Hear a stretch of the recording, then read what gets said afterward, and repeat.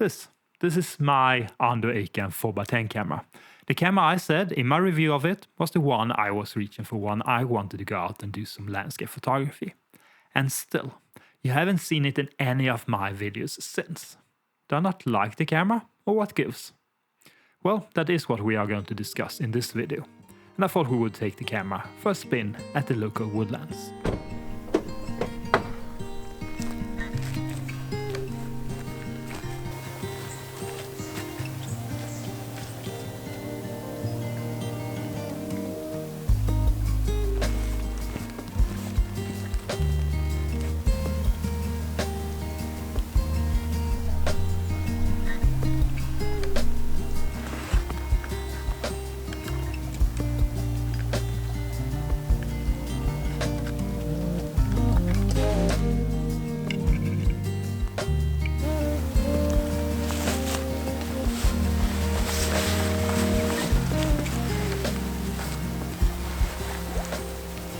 It's a very grey day today. I do live in the grey of Nordic, not the beautiful winter Nordics. A shame some days, like today.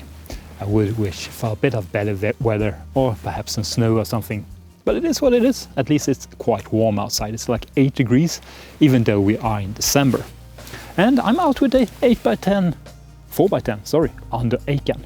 I've only been out with it twice, I think, and in total I put like 10 sheets of film through it. And you might wonder why, if I truly like the camera. And I do that. I am very impressed by this camera, and I do really like it. But there has been a few hurdles with it, and I do have a few reasons why I haven't used it more. And we're going to get into that in a minute or two, but first I'm going to take this image behind us, because I did find one subject in this woodland, quite local to me, about a half hour from where I live. And I spotted this tree that kind of fallen over, so it's going across my frame. And what actually caught my interest was its tonality. Because as it is, as I said, very grey, I can't rely on light to give me shape or paint with light, so to say. So instead I have to rely on color and the tonality of my subjects. And this tree had a very beautiful dark side and a bit lighter side, and quite saturated by some very light rain that we have had throughout the day today. So I hope that will translate to quite a nice black and white image. So I'm going to take that, and then I'm going to talk a bit more about the Ondu and why I haven't been using it more.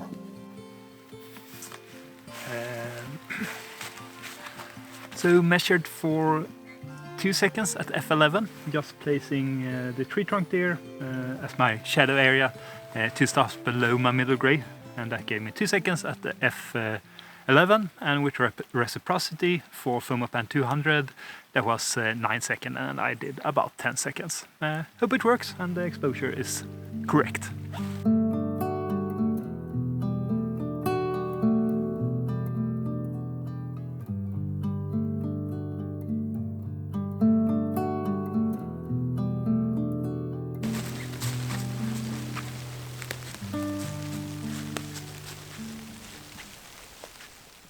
And the first reason, well, it doesn't have anything to do with the Ondu itself or the camera. It's down to the weather. Don't you love a photographer that complains about the weather? But I do feel like this autumn has been especially grey and boring. So I haven't really been inspired to go out and do landscape photography. I think I've only been to the local woodlands like twice since my little summer trip. I have been doing some street and urban photography, but I don't use my large format cameras for that. It is something to consider, even though it doesn't have anything to do with the camera. I need to be doing landscape photography to actually use that camera.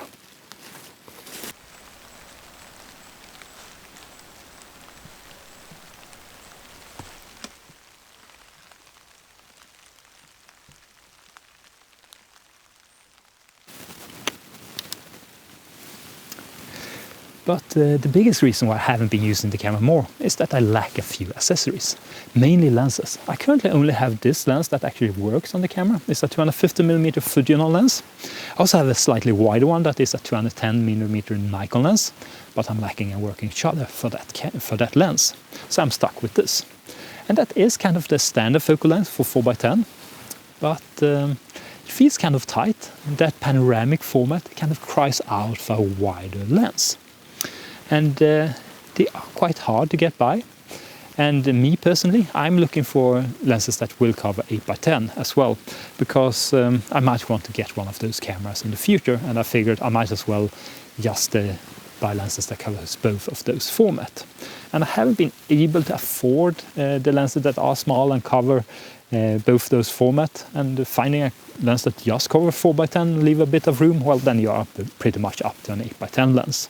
But I really need to get a wide lens for this. And compare that to my other cameras, like my Hasselblad. I have the full lineup. I have a wide, I have a normal, and I have a long lens.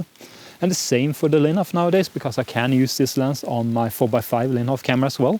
So I even have a large format camera with a bit of more versatility, which I kind of like when I finally get out and photograph, like today. And there are a few other accessories that I am missing. I'm going to talk about them in a second, but first I'm going to take this image. I found this little tree here that kind of have a couple of orange leaves left on it, and those will be quite bright in the image. And then dark woodland in the background, and I think kind of going in from the left, leaning towards the center. Nice distribution of the trees, like the tree on the right there, like the tree, a bit of interest there. Nice scene. Hopefully it works as an image as well. And we are doing this exposure at f16, and that gave me 8 seconds measured, and with reciprocity for the film, 1 minute and 6 seconds, and I'm going for 1 minute and 10 seconds.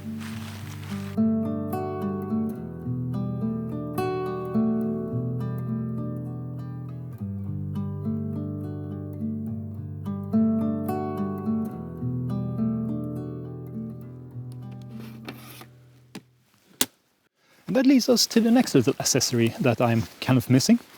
These bad boys, film holders. They are quite expensive, much more than I expected when ordering the camera. So I only have 2 of these. This is my cheapest one, bought from eBay from a no-name Chinese seller. Around 150, 180 euros or something like that. So not exactly cheap. I also have one from Chamonix, which is also Chinese, but a lot better quality than this. I think I paid like 280 euros for that, so they ain't cheap. And I would like to have at least 4 of these before I can actually use the camera properly. Because if I come across a scene that I want to do 2 exposures on, like this one here, well, that means I can only photograph 2 scenes on an outing. And that is cutting it a tad short. And today we might not need more than those 2 film holders, because we are losing light.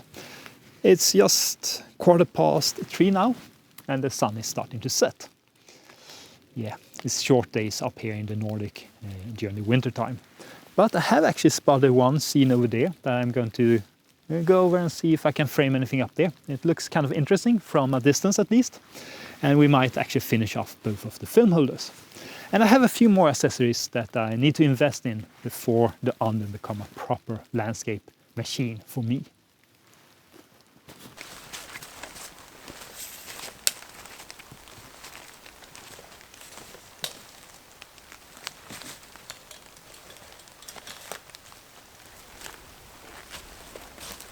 So I actually don't know if this image is worth taking.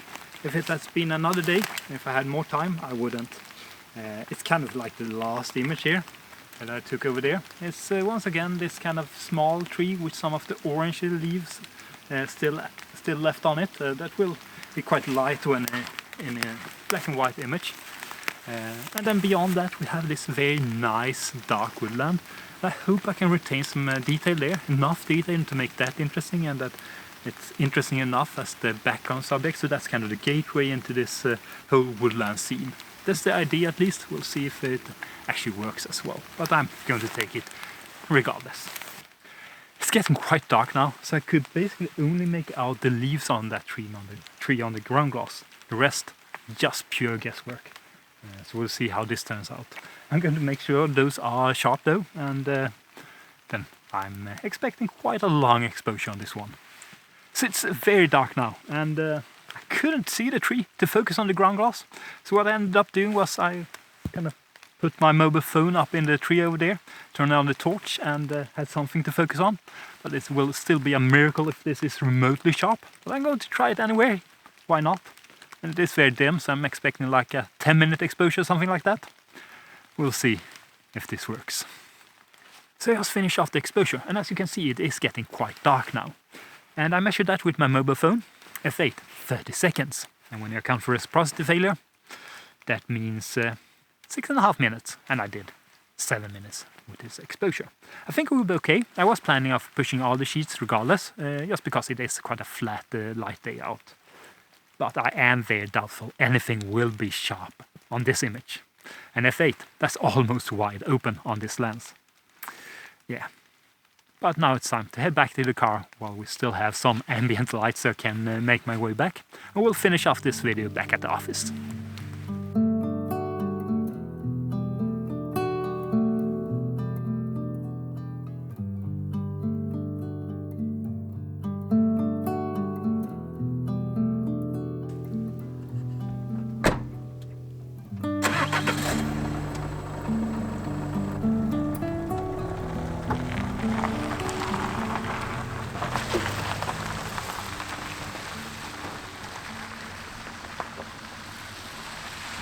That outing turned out better than expected. It was really nice using the Ondu once again. Every time I see the resulting negatives, those big panoramic negatives, I am in awe and wonder why don't I just use the camera more. But there are a few more things that I am missing to make it a proper landscape machine for me, besides the ones I've already mentioned. First off, I do need a, larger changing bag for cutting and loading 4x10 sheets. If you're curious, I'm cutting 8x10 sheets in half using a, simple paper cutter, and I load them straight away in the film holders. And I can just about manage that in my current changing bag, but it is really tight. So I am looking in getting a larger one, and I am thinking of getting a tent this time around instead of a bag. Speaking of size, another issue with this camera is the size of it, or perhaps the size of my bag. I do use a fairly large camera bag. I have a think tank, I think it's a 55 liters.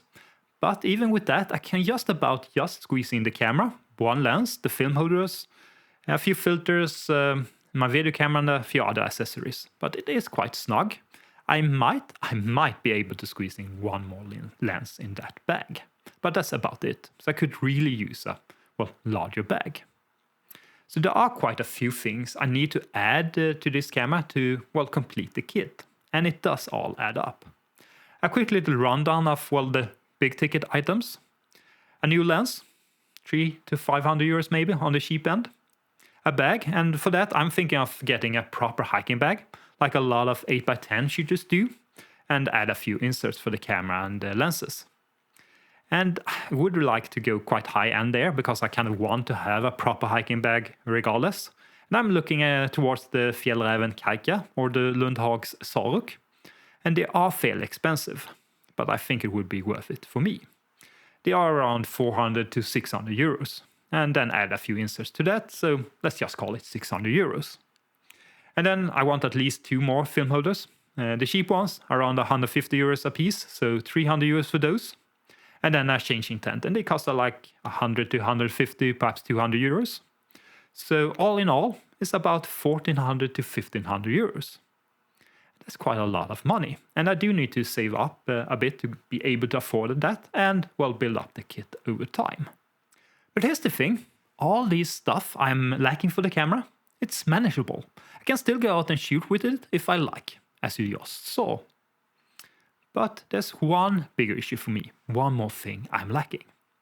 And that is an enlarger for 4x10. I do really like to print my images. As you probably know, for me, an image isn't done until it is on paper. And I like to do that out in the darkroom. I can contact print the 4x10, and it is large enough to make some beautiful prints that way. But some images need to be printed larger, and some I just like to print large. I do have a plan for that, because one cool thing with this camera is that you can remove the back, and it's held in place with magnets. So I'm thinking I could build some sort of rig for that, with a negative carrier and some LEDs to, start using the camera as an enlarger. I have some rough ideas for that, but that will take some time and some tinkering before I'm there. So the problem isn't the camera itself. The camera is brilliant. It's more down to me and me underestimating just how much stuff I need to acquire and figure out with this camera. But with that said, I do have a reducing back for it, so if I just pick up a few more lens ports, I can use my 4x5 lenses with this camera, as well as a larger camera bag, which I was thinking of getting anyhow. Well, I could use it as a combined 4x5 and 4x10 camera when I go on my photo trips. So the camera isn't doomed yet, but for now, it is more of an occasional camera for me, but I do love it.